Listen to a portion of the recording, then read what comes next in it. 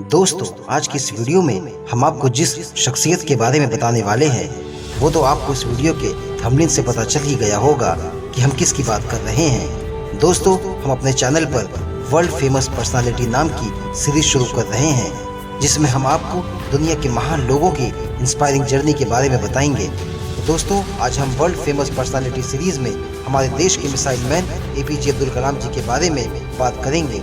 उनकी लाइफ की जर्नी के बारे में आपको ऐसी ऐसी बातें बताएंगे जो इससे पहले आपने शायद ही कभी सुनी होगी। APJ अब्दुल कलाम जी का जन्म 15 अक्टूबर 1931 में तमिलनाडु के शहर रामेश्वरम के एक छोटे से गांव में एक मुस्लिम परिवार में हुआ था। इनका परिवार बहुत ही गरीब था। उनके पिताजी एक छोटी सी नाव चलाया करते थे जिससे उनकी फैमिली का गुजारा बहुत ही मुश्किल से हुआ करता था। APJ अब्दुल कलाम जी के 3 भाई और एक बहन थी। उनके घर में कोई भी पढ़ा लिखा नहीं था, लेकिन फिर भी उन्हें बचपन से ही पढ़ने लिखने का बहुत शौक था। गरीब होने के बावजूद उनके माता पिता उनकी पढ़ाई के लिए उनका हमेशा सपोर्ट करते थे।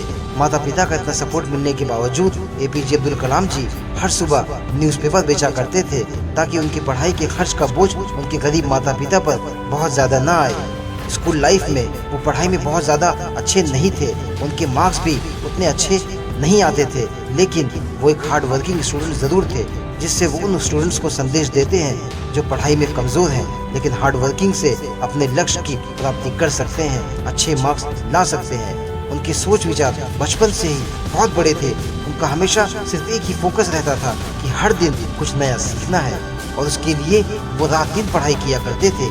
बचपन से ही इंडियन आर्मी फोर्स का पायलट बनना उनका सपना था। इसीलिए उन्होंने अपनी स्कूलिंग खत्म होने के बाद सीधे मद्रास इंस्टीट्यूट ऑफ टेक्नोलॉजी में एरोनॉटिकल इंजीनियरिंग के लिए एडमिशन लिया।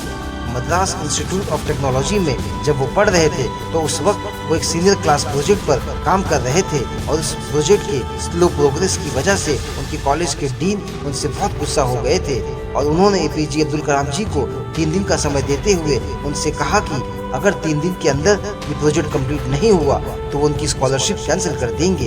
ये बात सुनकर APJ अब्दुल कलाम जी बहुत घबरा गए और फिर उन्होंने दिन रात मेहनत करके 3 दिन के अंदर ही उस प्रोजेक्ट को कंप्लीट कर दिया। ये देखकर उनके डीन बहुत खुश हो गए और फिर उन्होंने APJ अब्दुल कलाम जी से कहा कि मैं जानता था कि तुम में वो काबिलियत है, ये काम तुम जरूर पूरा कर सकते हो, लेकिन उसके साथ साथ मैं ये भी देखना चाहता था कि तुम में मुश्किल वक्त का सामना करने की सलाहियत है भी कि नहीं है। कॉलेज खत्म होने के बाद APJ अब्दुल कलाम जी इंडियन आर्मी फोर्सेस में फाइटर पायलट की पोस्ट के लिए अप्लाई किया, लेकिन अफसोस उस समय इंडियन आर्मी फोर्सेस में सिर्फ 8 ही वैकेंसी ओपन हुई और बदकिस्मती से उनका नंबर 9वां था, जिसकी वजह से वो वहाँ ज्वाइन नहीं हो पाए। फिर उसके बाद उन्होंने defence research and development organisation यानी कि DRDO ज्वाइन की, जहाँ वो छोटे से होलक्राफ्ट डिज़ाइन किया करते थे। वहाँ अपने काम से बहुत ज़्यादा खुश नहीं थे क्योंकि उन्हें वहाँ कुछ भी नया सीखने को नहीं मिल रहा था। तभी उसी समय उनकी मुलाकात हमारे इसरो के फाउंडर विक्रम साराभाई से हुई और उनको APJ अब्दुल कलाम जी के मेहनत और नया सीखने की चाहत बहुत पसंद आई और इसीलिए उन्होंने APJ अब्दुल कलाम जी का DRDO से इसरो में ट्रांसफ़र करवा दिया। इसरो में कलाम जी इंडिया के सबसे पहले सक्सेसफुल सैटेलाइट लॉन्च करने वाले SLV-3 रोहिणी के प्रोजेक्ट डायरेक्टर थे। उसके बाद उन्होंने इसरो में कई प्रोजेक्ट की शुरुआत की। 1980 में पृथ्वी मिसाइल सक्सेसफुली लॉन्च करने के बाद उन्हें नासा से जॉब ऑफर हुआ, लेकिन उन्होंने अपने देश और अपने काम के प्रति ईमानदारी दिखाते हुए नासा के उस ऑफर को ठुकरा दिया। पृथ्वी मिसाइल सक्सेसफुली लॉन्च के बाद APJ अब्दुल कलाम जी ने अपने टीम के साथ मिलकर अग्नि, त्रिशूल, आकाश और नाग जैसे कई बड़े मिसाइल लॉन्च किए। उनके लीडरशिप के अंडर इंडिया को सबसे बड़ी कामयाबी तब मिली जब 1998 यानी कि 1998 में इंडिया ने पूरी दुनिया से छुपकर सारे न्यूक्लियर बम सक्सेसफुली टेस्ट कर लिए और इंडिया को पूरी दुनिया के सामने एक न्यूक्लियर पावर देश घोषित कर दिया। जिसके बाद से APJ अब्दुल कलाम जी को मिसाइल मैन ऑफ इंडिया के नाम से जाना जाने लगा। 2002 में अपनी इसी काबिलियत की वजह से APJ अब्दुल कलाम जी इंडिया के 11वें प्रेसिडेंट बने और अपने प्रेसिडेंशियल टर्म के समय जब वो केरला विजिट के लिए गए थे तो उस वक्त उन्होंने 2 लोगों को केरला के राजभवन में as a presidential guest invite किया। वो दोनों लोग कोई बड़े सेलिब्रिटी या कोई बड़े बिजनेसमैन नहीं थे, बल्कि उनमें से एक चपरासी और दूसरे छोटे से होटल के मालिक थे, जिनके साथ वो तिरुवनंतपुरम में काम करते थे और वहीं से उनकी दोस्ती हो गई थी। कलाम जी की इस बात ने सभी लोगों का दिल जीत लिया था कि वो देश के प्रेसिडेंट होकर भी अपनी पुरानी दोस्ती को नहीं भूले थे। और ऐसा ही एक किस्सा 2005 में भी उनके साथ हुआ, जब उनकी फैमिली राष्ट्रपति भवन में उनके साथ कुछ दिनों के लिए रहने आई थी।